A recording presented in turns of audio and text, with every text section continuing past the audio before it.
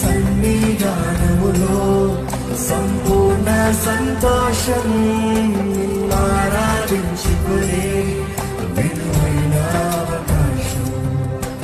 కోల్పోయినవన్నీ నాకు ఇచ్చుటకును, బాధల నుండి బ్రతికించుటకును.